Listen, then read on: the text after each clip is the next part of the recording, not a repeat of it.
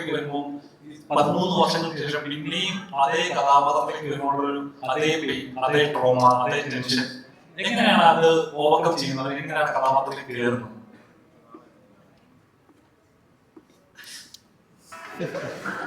അല്ല, ഞാൻ പെട്ടെന്ന് എൻ്റെ മനസ്സിൽ വന്നത് ഒരു ജോലി കിട്ടിയിട്ട് വേണം ലീവ് എടുക്കാൻ.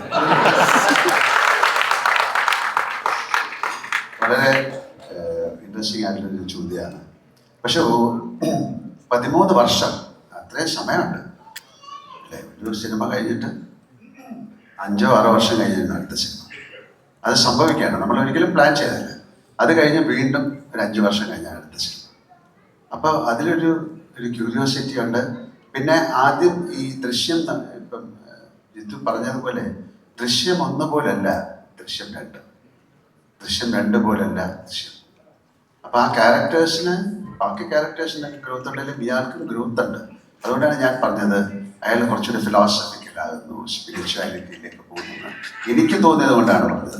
അതൊരു മടുപ്പായിട്ട് ഒരിക്കലും തോന്നാൻ കാര്യമില്ല. കാര്യം ജോർജ് കുട്ടിക്ക് മടുപ്പ് വന്നു കഴിഞ്ഞാൽ ഈ സിനിമ നടക്കില്ല, ഈ കഥ നടക്കില്ല, ഈ കുടുംബം നടക്കില്ല. അതുകൊണ്ട് ഒരിക്കലും, പിന്നെ നമുക്കങ്ങനെ നമ്മൾ ചെയ്യുന്ന ഒരു പ്രൊഫഷനോട് ഒരു മടുപ്പ് തോന്നിയാൽ, അങ്ങനെ തോന്നാതിരിക്കട്ടെ, അങ്ങനെ തോന്നിയാൽ അത് നിർത്തുകയാണ്.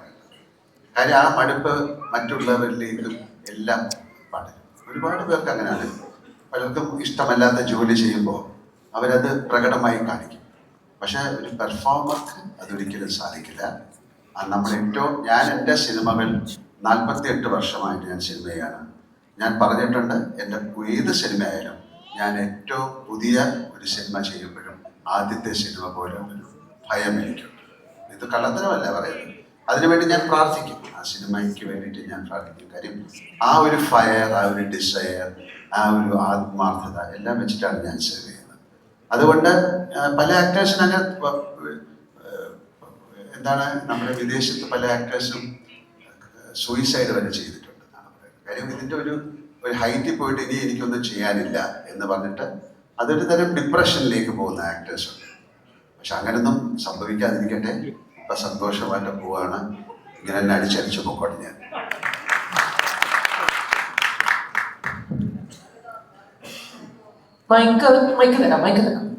ജോർജ് കുട്ടി ഒരുപാട് ടെൻഷനും ഒരുപാട് സ്ട്രെസ്സൊക്കെ, ജോർജ് കുട്ടിക്ക് ഒരുപാട് ടെൻഷനും സ്ട്രെസ്സൊക്കെ ഉണ്ടെന്ന് നേരത്തെ പറഞ്ഞു. അപ്പോൾ ഓൾമോസ്റ്റ് 13 വർഷം കഴിഞ്ഞു. അപ്പം ജോർജ് കുട്ടി എന്താണ് ഇപ്പോ ഇത്ര ചെറുപ്പമായിട്ടിരിക്കുന്നത്? ചിലർക്ക് ടെൻഷനും സ്ട്രെസ്സും വന്ന് അങ്ങനെ ആവും. സത്യം, തമാശ പറഞ്ഞല്ല. ജോർജ് കുട്ടി എങ്ങനെ ഇരിക്കുന്നു പറഞ്ഞാൽ നമുക്ക് 4-5 ഒക്കെ ചെയ്യണ്ടേ? അപ്പൊ നമ്മള് ജോർജ് കുട്ടി നല്ല മിടുക്കനായിരിക്കണ്ടേ? മിടുക്കനായിരിക്കുന്നതേ ഉള്ളൂ. ജോർജ് കുട്ടിയല്ല, മോഹൻലാലാണ് ഇരിക്കുന്നത്.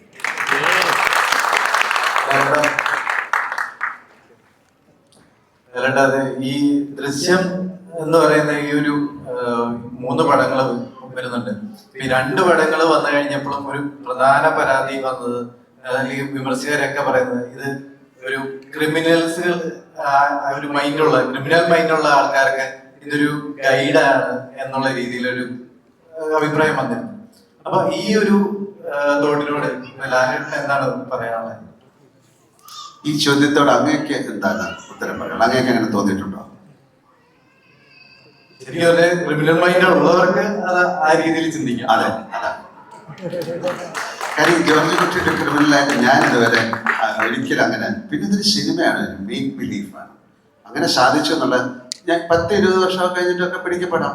അങ്ങനെ പോലീസിനെ കബളിപ്പിച്ചൊന്നും നടക്കില്ല. ഇപ്പൊ സ്ഫടികം എന്നുള്ള സിനിമ ഇറങ്ങിയിട്ട് ആൾക്കാർ കൊണ്ടുപോയി പോലീസുകാരുടെ തലയിൽ ഇടിച്ച് സൂപ്പ് കാണിക്കുക അവന്മാരെ. അപ്പൊ അങ്ങനെ ഒരു സിനിമ കൊണ്ടോ കാര്യങ്ങളൊന്നുമില്ല. പിന്നെ ഇതിൽ അയാൾ ഒരു തരത്തിലുള്ള കാര്യങ്ങളും ചെയ്തില്ല. അയാളുടെ കുടുംബത്തെ സേവ് ചെയ്യാനായിട്ട് അയാൾ ശ്രമിച്ചു. വളരെ ഡീറ്റെയിൽഡ് ആയിട്ട് പറയുകയാണെങ്കിൽ ജോർജ് കുട്ടി ഒന്നും പ്ലാൻ ചെയ്തതല്ല. അയാൾ ചെയ്തത് ഭാഗ്യവശാൽ ശരിയായി മാറി എന്നുള്ളതാണ്. അയാൾ പിടിക്കപ്പെടുന്നുള്ള രീതിയിൽ തന്നെയാണ് ചെയ്തത്. അയാൾ ചാൻസസ് എടുക്കുകയാണ്, പോസിബിലിറ്റി. അതിൽ അയാൾ സക്സസ്ഫുൾ ആയി. അല്ലാതെ ഒരു മർഡർ കമ്മിറ്റ് ചെയ്തിട്ട് അതിൽ നിന്ന് ഇപ്പം ഈ ദൃശ്യം ഇറങ്ങുന്നതിന് മുമ്പേ ഇതുപോലെ എത്രയോ കാര്യങ്ങൾ നടന്നിട്ടുണ്ട്. എത്രയോ സാധാരണ പല വീടുകളിലും ഒരു മർഡറോ എല്ലാം നടന്നാൽ ആദ്യം പോയി നോക്കുന്ന സെപ്റ്റിക് ടാങ്കിലാണ്. അവിടെ തന്നെ അവർ പിടിച്ചു. ആദ്യമായിട്ടൊന്നുമല്ല. അപ്പം ഈ ദൃശ്യം സിനിമ കണ്ടിട്ട് അങ്ങനെ ചിന്തിക്കുന്നത് ശരിയല്ലെന്ന് എനിക്ക് പറയാൻ പറ്റും. കാര്യം അത്തരത്തിൽ സിനിമ ഇൻഫ്ലുവൻസ് ചെയ്യും ആൾക്കാരെ. അപ്പം അതിലുള്ള മറ്റ് ബന്ധങ്ങളെയും കൂടെ നിങ്ങൾ കാണണമെന്ന് എനിക്ക് പറയാൻ പറ്റില്ല. അയാൾ ഒരു ഫാമിലിക്ക് വേണ്ടി ചെയ്യുന്നതാണ്. അയാൾ പറഞ്ഞിട്ടുണ്ടല്ലോ ഏതറ്റം വരെ ഞാൻ പോകും. അങ്ങനെ ഒരു ആൾ പറഞ്ഞിട്ട് ഒരു മേക്ക് ബിലീഫാണ്, ഇതൊരു കഥയാണ്. അത് നടന്ന സംഭവം അല്ലെങ്കിൽ ഇതുപോലെ ദൃശ്യം പോയിട്ട് ഒരു പരിപാടി കഴിഞ്ഞാൽ പോലീസ് പിറ്റേ ദിവസം പൊക്കിക്കൊണ്ടു പോകും. അതുകൊണ്ട് ആരും അതിന് ശ്രമിക്കണ്ട. Thank you. ശരിക്കും പറഞ്ഞാൽ ഈ സിനിമയിൽ ആരുടെ പക്ഷത്ത് നിൽക്കണം എന്നൊരു പ്രേക്ഷകർക്ക് ഒരു ഡൗട്ട് ഉണ്ട്. ഇതിൽ ആരാണ് മോശം, ആരാണ് നല്ലതെന്നു രണ്ടുപേർക്കും എന്താ പറയുക, ശരിക്കും പറഞ്ഞാൽ ന്യായം രണ്ടുപേരുടെ ഭാഗത്തുണ്ട്. മകനെ തേടുന്ന ഒരമ്മ, കുടുംബത്തെ സംരക്ഷിക്കാൻ ശ്രമിക്കുന്ന ഒരു അച്ഛൻ. ശരിക്കും പറഞ്ഞാൽ ഒരുപാട് ആളുകൾ പറയാറുണ്ട് ശരിക്കും ഗീതാപ്രഭാകർ നീതി കിട്ടിയിട്ടില്ല, ഒന്നിൽ നീതി കിട്ടിയില്ല, രണ്ടിലും നീതി കിട്ടിയില്ല, മൂന്നിലെങ്കിലും നീതി കിട്ടുമോ എന്ന് ചോദിക്കുന്ന ഒരു പ്രേക്ഷകരുണ്ട്. ശരിക്കും എവിടെ നിൽക്കണോ അതൊരു സിനിമയെ സംബന്ധിച്ചൊരു പ്രേക്ഷകരെ കൺഫ്യൂസ് ചെയ്യാന്ന് പറഞ്ഞ ഒരു പ്രോസസ് അല്ല. ദൃശ്യം 3 എങ്ങനെയാണ്, നീതി കിട്ടുമോ? ഉത്തരം മെയ് 21 കറക്റ്റായിട്ട് നിങ്ങൾക്കെല്ലാം കിട്ടുക. പക്ഷേ ഗീതാപ്രഭാകറിന്റെ ഭാഗത്ത് ന്യായമുണ്ടോ നീതിയുണ്ടോ എന്നുള്ളത് എല്ലാവർക്കും സംശയം തോന്നുന്ന കാര്യമാണ്. പ്രത്യേകിച്ച് എല്ലാവർക്കും സ്വന്തം മക്കൾ, അവരവരുടെ മക്കൾ എല്ലാവർക്കും പ്രിയപ്പെട്ടതാണ്. എന്തെങ്കിലും തെറ്റ് ചെയ്താലും തെറ്റായിട്ടുണ്ടെങ്കിൽ അത് പോലീസിനെ ഏൽപ്പിക്കുകയോ അല്ലെങ്കിൽ അതിൻ്റെതായിട്ടുള്ള വഴിയിൽ പോകണമെന്ന് എല്ലാ അമ്മമാരും ആഗ്രഹിക്കും. പ്രത്യേകിച്ച് അവരൊരു പോലീസ് ഓഫീസർ കൂടിയായിരുന്നു. സോ നോക്കാം, ദൃശ്യം 1, 2, ഇനി 3 എന്തായിരിക്കും ഗീതാപ്രഭാകറിന്റെ ഒരു സിറ്റുവേഷൻ എന്നുള്ളത് നമുക്ക് കാത്തിരുന്ന് കാണാം മെയ് 21 വരെ. Thank you. സിദ്ദിഖിക്ക ഇവിടെ ഇപ്പം ദൃശ്യം 1ഉം 2ഉം കാണുമ്പോൾ ഇപ്പൊ 2 ഫാമിലിയുടെ കഥയാണെന്ന് പറഞ്ഞു. ഇപ്പം ചേട്ടന്റെ ഫാമിലി നോക്കിക്കഴിഞ്ഞാൽ ഇപ്പൊ ഗീതാ പ്രഭാകരന്റെ ക്യാരക്ടർ കണ്ടു കഴിഞ്ഞാൽ നമുക്ക് ചിലപ്പോഴൊക്കെ തോന്നും ഓക്കെ ഇവരുടെ മകൻ വരുണ് ചാവണ്ടവനായിരുന്നു എന്ന് ചിലപ്പോഴൊക്കെ തോന്നിയിരിക്കാം. പക്ഷെ സിദ്ദിഖിക്കയുടെ ക്യാരക്ടർ കാണുമ്പോൾ നമുക്ക് ഒരിക്കലും ഇദ്ദേഹത്തിന്റെ മകൻ അങ്ങനെ ഒരു സംഭവം ഉണ്ടാവാൻ പാടില്ലായിരുന്നു നമുക്ക് തോന്നിപ്പോകും. അപ്പൊ ലാലേട്ടൻ നേരത്തെ പറഞ്ഞു ജോർജ് കുട്ടിയെ എങ്ങനെയെങ്കിലും ഇതിൽ നിന്ന് രക്ഷിക്കണമെന്ന് പറയാം. പക്ഷെ എനിക്ക് തോന്നുന്നത് സിദ്ദിഖിക്കയുടെ ക്യാരക്ടറിനെ ഈ സങ്കടത്തിൽ നിന്ന് എങ്ങനെയെങ്കിലും ഒന്ന് രക്ഷിക്കണമെന്ന് തോന്നിയിട്ടുണ്ട്. അപ്പൊ ഇക്കയ്ക്ക് ഇപ്പൊ 3 ചെയ്ത് കഴിഞ്ഞപ്പോൾ ഉള്ള ആ ഒരു മാനസികാവസ്ഥയും അടുത്ത ഭാഗം ഉണ്ടാവുമെന്ന് നേരത്തെ പറയുന്നുണ്ടായിരുന്നു. അപ്പം അതിലും ഇങ്ങനെ തന്നെ സങ്കടപ്പെടാനായിരിക്കുമോ ചാൻസ്? എന്താണ് തോന്നുന്നത്?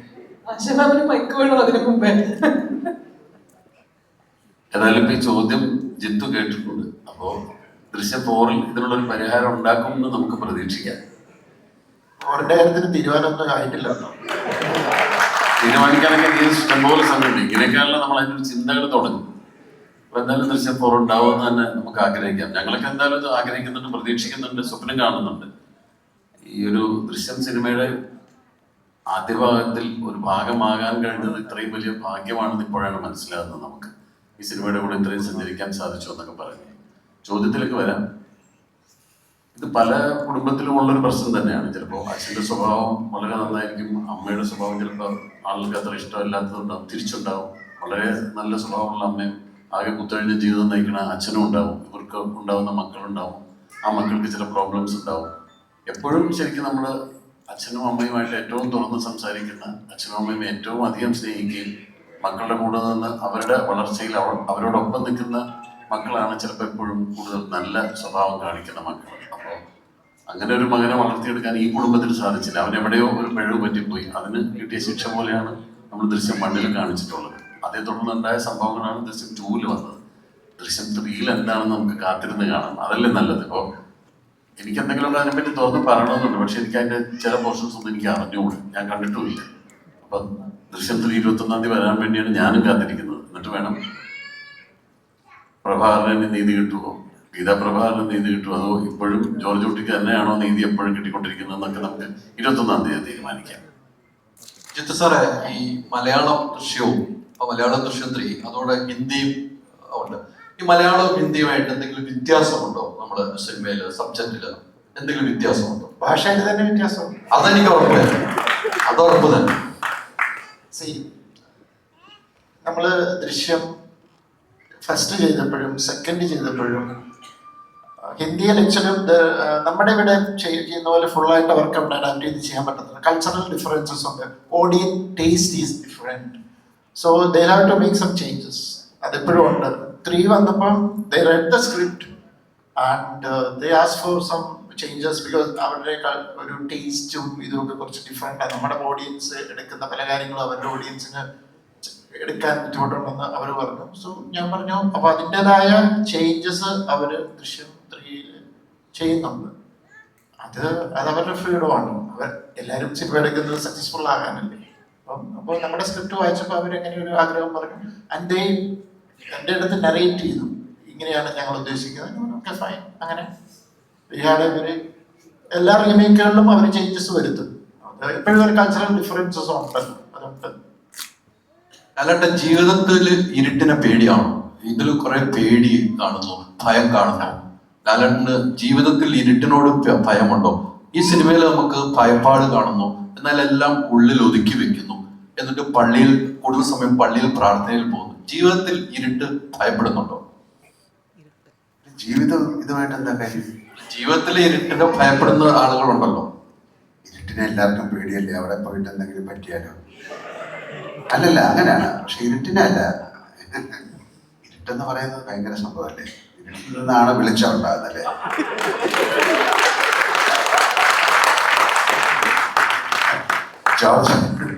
ജോർജ് കുട്ടിക്ക് എല്ലാത്തിനെയും പേടിയാണ്. കാര്യം ഞാൻ പറഞ്ഞല്ലോ, അയാള് നമ്മുടെ സിനിമയിൽ ഇരുട്ടല്ല, അയാൾക്ക് ഒരു ചെറിയ ശബ്ദം കേട്ടാൽ പോലും അയാൾക്ക് പേടിയാണ്. ഒരു അപരിചിതനെ വീടിൻ്റെ അടുത്ത് കണ്ടാൽ അയാൾക്ക് പേടിയാണ്. അയാൾ അതുകൊണ്ട് തുറന്ന് പറയുന്നുണ്ട്, എനിക്ക് ഭയമാണ്.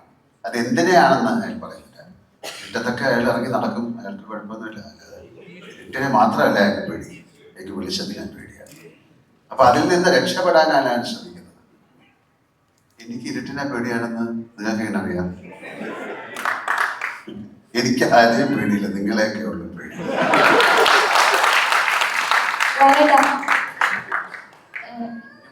ശബ്ദം ലാലേട്ടൻ റിയൽ ലൈഫില് വളരെ നല്ലൊരു ഫാദർ ആണെന്ന് ഫീൽ ചെയ്തിട്ടുണ്ട്. അത് ജോർജ് കുട്ടിയിലേക്കും റെസണേറ്റ് ചെയ്തിട്ടുണ്ടെന്ന് ലാലേട്ടന് പേഴ്സണലി ഫീൽ ചെയ്തിട്ടുണ്ടോ? തീർച്ചയായിട്ടും. അങ്ങനെ ഉണ്ടല്ലോ, എനിക്കൊരു മകളല്ല ഉള്ളത്. അപ്പൊ ഈ കുട്ടികളുമായിട്ട് ഞാൻ അവരുമായിട്ടൊന്നും അധികം സമയം സ്പെൻഡ് ചെയ്യാൻ പറ്റിയിട്ടില്ല. ഈ പിള്ളേരുമായിട്ടൊക്കെ കിട്ടുന്ന സമയത്ത് നമ്മൾ ഓരോ തമാശകൾ പറയുകയും കാര്യങ്ങളൊക്കെ ചെയ്യും.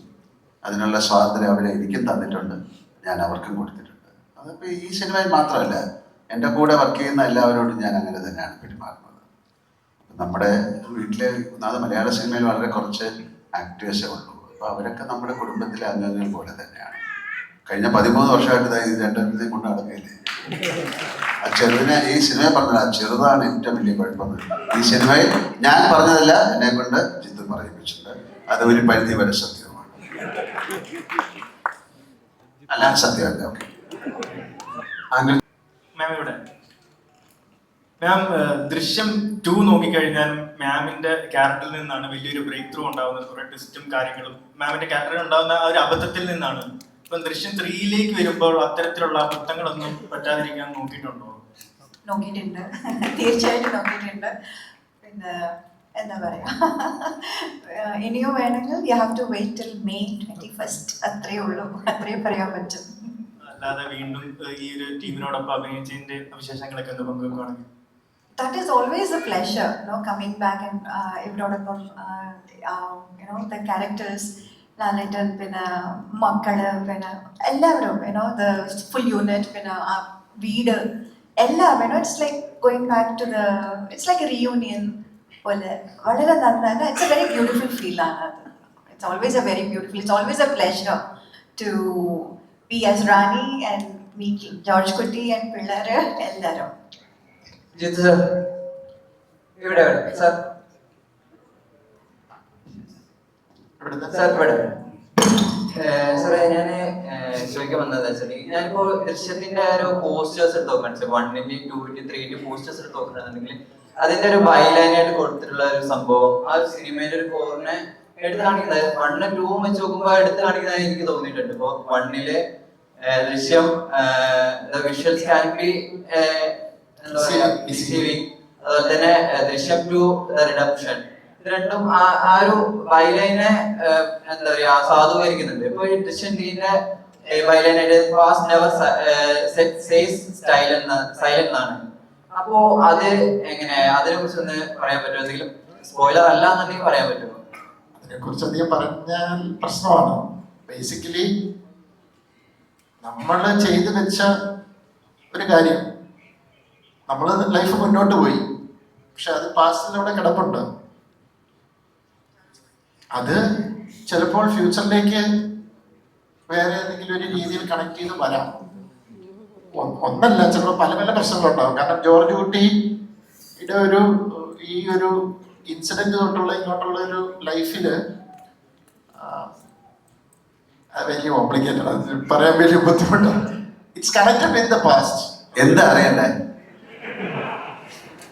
അല്ലേ? പ്രശ്നം എന്നറിയണം, സ്ത്രീയിലെ പ്രശ്നം എന്താണെന്നറിയണം. അതാണ് ഫിയർ എന്ന് പറയുന്ന ഫാക്ടർ. അതാണ് ഇവരെ രക്ഷിക്കാനുള്ള തത്രപ്പാടില് കുറെ സംഭവങ്ങൾ ഉണ്ടായിട്ടുണ്ട്. അപ്പം അതിലെന്തോ തിരിച്ചു വരുവാണോ എന്താണോ എന്നുള്ള അയാളുടെ ഫിയർ ആണത് ഈ സിനിമ. അത് ഒന്നല്ല, പല രീതിയിലുള്ള അപകടങ്ങൾ ഉണ്ടെന്ന് പുള്ളിക്ക് തോന്നിക്കൊണ്ടിരിക്കുകയാണ്. അതിൽ റിയൽ ആണോ അല്ലയോ, അതൊക്കെയാണ് ജോർജ് കുട്ടി ഫേസ് ചെയ്യുന്ന പ്രോബ്ലം. അതാ ഞാൻ കുറച്ച് ഇവിടെ നേരത്തെ ഞാൻ പറഞ്ഞത്, അറിയില്ല ആരാണെന്ന് അല്ലെങ്കിൽ എന്താണെന്ന്, എന്താ പ്രശ്നം എന്നുള്ളത്. അതാണ് പുള്ളിനെ ഒരു ഇരുട്ടിൽ തപ്പുന്ന പോലത്തെ ഒരു അവസ്ഥയിലേക്ക്. Good evening.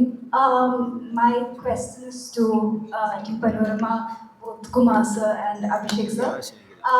Panorama has played a very important role in taking this. അല്ല, സാധാരണ ലാലേട്ടന്റെ റെക്കോർഡുകളൊക്കെ ലാലേട്ടത്തിനാണ് പൊട്ടിക്കാറ്. അപ്പോ ഇതൊരു പുതിയ റെക്കോർഡ് തൂക്കുമോ? പിന്നെ ഇപ്പം 100, 200, 300 കോടി ക്ലബൊക്കെ ആയിട്ടുണ്ട്. അപ്പം നമുക്ക് ഒരു 500 കോടി ക്ലബിലേക്ക് എത്താൻ പറ്റുമോ? അനിയന്റെ നാക്ക് പൊന്നായിരിക്കും അല്ലേ? അങ്ങനെയല്ലേ പറയാൻ പറ്റുള്ളൂ. നമ്മൾ അങ്ങനെ വിചാരിച്ചിട്ട് ഒരു സിനിമ എടുത്തിട്ടില്ല, അത് അബദ്ധത്തിൽ പറ്റിക്കൊണ്ട. ഇത് നല്ല സിനിമയായിരിക്കും, അതിൻ്റെ അത് ഏറ്റവും അങ്ങനെ സംഭവിക്കട്ടെ. അതിന് എപ്പോഴും അങ്ങനെയല്ലേ, ഒരു സിനിമ എടുക്കുമ്പോൾ ഇത് ഏറ്റവും നന്നായിട്ട് ഓടണം, ഇത് എത്ര ആൾക്കാർ കാണണമെന്ന് വെച്ചാൽ സിനിമ എടുക്കും. പിന്നെ ആ സിനിമയ്ക്കൊരു ജാതകമുണ്ട്, അതനുസരിച്ച് മനുഷ്യരെ പോലെ അല്ലാതെ എല്ലാം എടുക്കലായിരിക്കും, കുറച്ച് മോശമായിരിക്കും. അപ്പം അതുപോലെ സിനിമയ്ക്ക് ഒരു ജാതകമുണ്ട്, അതിൽ വിശ്വസിക്കുന്നത് ഒരു മാജിക്കാണ്, ഒരു റെസിപ്പിയാണ്, ഒരു സീക്രട്ട് റെസിപ്പിയാണ്, ആർക്കും അറിയാത്തത്. അതുകൊണ്ട് നമ്മൾ 500 കോടി ഇല്ലെങ്കിൽ ഒരു 300 കോടി അങ്ങനെയല്ല. അതുകൊണ്ട് ആ ചോദ്യം വളരെ രസകരമായിരുന്നു. നമുക്കതിനു വേണ്ടി പ്രാർത്ഥിക്കാം, എല്ലാവർക്കും ചേർന്ന് പ്രാർത്ഥിക്കാം. ഒരിക്കൽ കൂടി എല്ലാവർക്കും നല്ലൊരു രാത്രി നേരുന്നു. അത് പറയാൻ കാരണം എനിക്ക് തൊടുപുഴ പോകണം, രാവിലെ ഷൂട്ടിംഗ് ഉള്ളതാണ്. Okay, thank you so much and thank you for your time and space, your patients. Thank you doctor. I think you can go back and continue your fitness. And thank you for our patience. Thank you very much.